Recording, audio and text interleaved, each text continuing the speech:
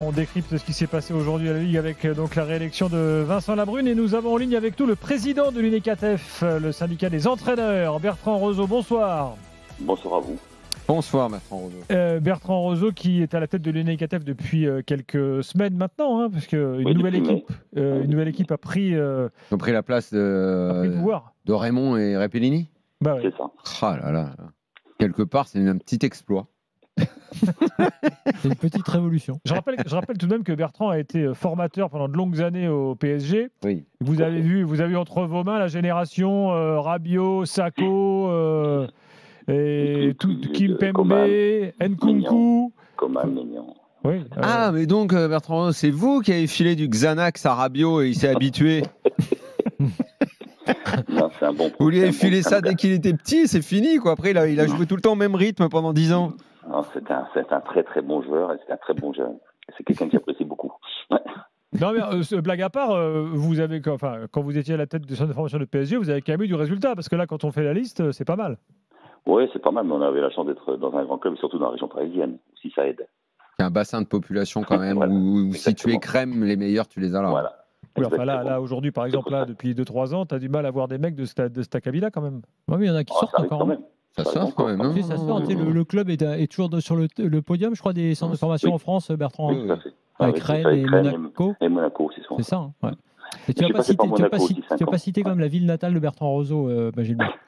Non, je crois. Oui, mais d'accord, ça doit être. Oui, je sais, c'est en Mayenne. Alors, qui est Mayenne. Mayenne. Ah, Mayenne. Mayenne, la ville de Mayenne. Oui, je suis à Mayenne. Oui, c'est ça. Je suis à Mayenne, en Mayenne. Oui, absolument. Et il a quand même joué au Stade Lavallois aussi. Ouais, attention. Quand tu es né en Mayenne, ça semble logique. Bon, alors. Quand tu es né en Mayenne, t'as joué à Laval et tu bois du Lactel tous les matins. Exactement. Bon, Bertrand, alors, parlons sérieusement. Oui, ça dépend des Mayennais pour Lactel. Est-ce que vous pouvez nous confirmer ou pas que l'UNECATEF a voté l'INET aujourd'hui? C'était votre bulletin secret, je vais pas vous le confirmer. Mais quoi, c'est pas secret non plus, vous avez peur de représailles ou quoi?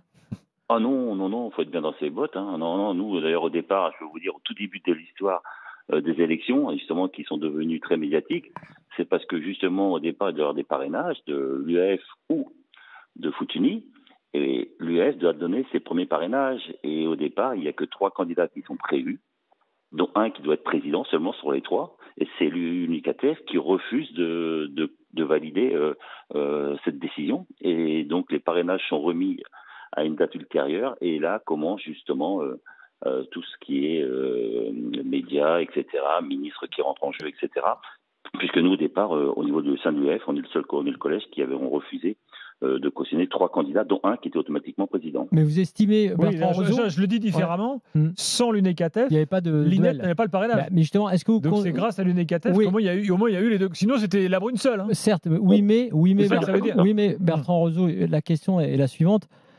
Ok, vous avez fait ça, mais j'ai l'impression que vous considérez que vous avez fait votre job, et c'est vrai, c'est le cas, parce que vous vous êtes levé et ça a permis les réactions en chaîne que vous avez citées, y compris l'entrée en jeu de la ministre. L'INET a pu se présenter, tant mieux.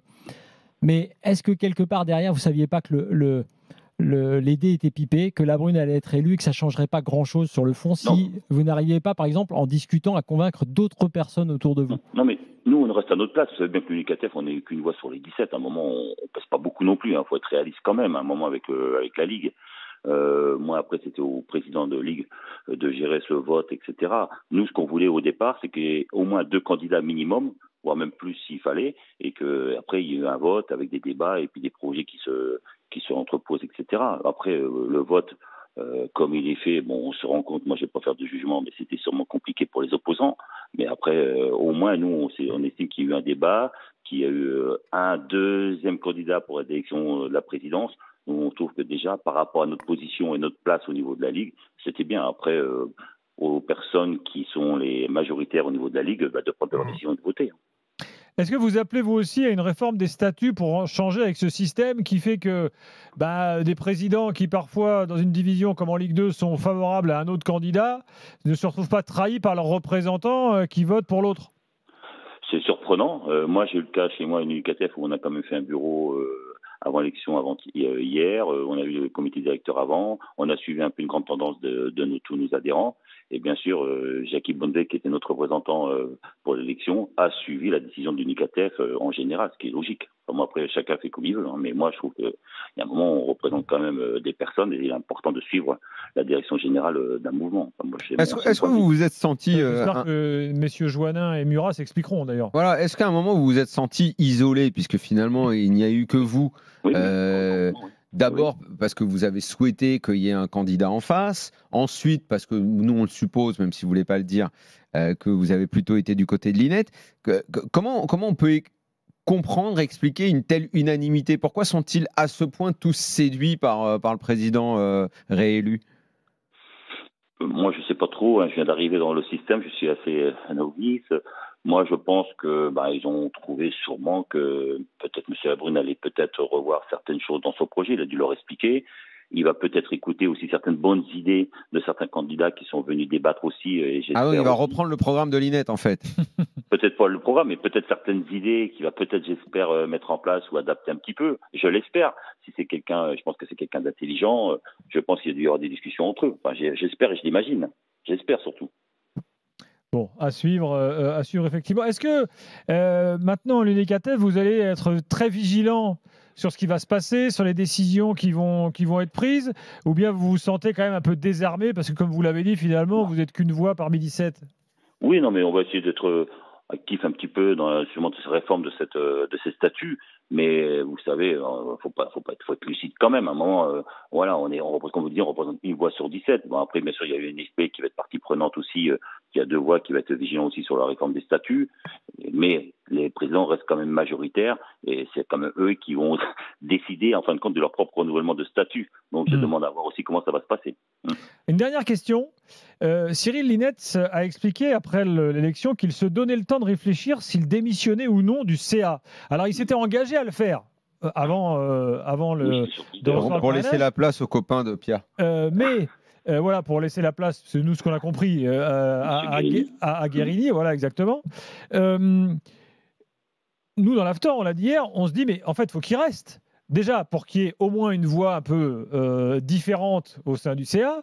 Et puis, on ne sait pas ce qui peut se passer en cours de mandat. Il y a des affaires qui sont en cours, parquet financier et compagnie.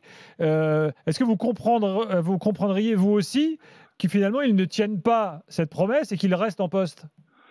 Oui, moi je comprendrais très bien, même si je ne veux pas aussi loin en remplacement de M. Labrune, je ne me permettrai pas, mais au moins pour peut-être ébaucher quelques bonnes idées au niveau du CA quand ils vont discuter de certains sujets. C'est quand même une personne qui est intelligente. Moi, j'ai écouté pendant 1 heure, un quart, 1 heure et demie au niveau de l'UF quand on a suivi tous les dossiers des candidats. Et je pense que c'est quand même quelqu'un qui est quand même très intéressant à avoir avec soi pour pouvoir faire avancer certains projets. Vous confirmez qu'il a été très bon dans ses auditions? Oui, très très bon. Il maîtrisait très très bien les sujets, oui, bien sûr, oui, tout à fait. Merci Bertrand Roseau, merci beaucoup. C'était très instructif, merci beaucoup. Et bravo à l'UNICATEF qui a fait respecter au moins un peu de démocratie dans cette élection. Et aussi la direction de tous ses adhérents et son bureau syndical en respectant la voix de tout le monde et de mettre cette voix-là au sein, de ne pas changer en cours, on va dire. Voilà. C'est important aussi. Comme l'a fait la Ligue 2, vous avez raison de le préciser. Merci Bertrand Roseau, bonne soirée. À très bientôt dans l'After. Merci à vous, à bientôt. Merci.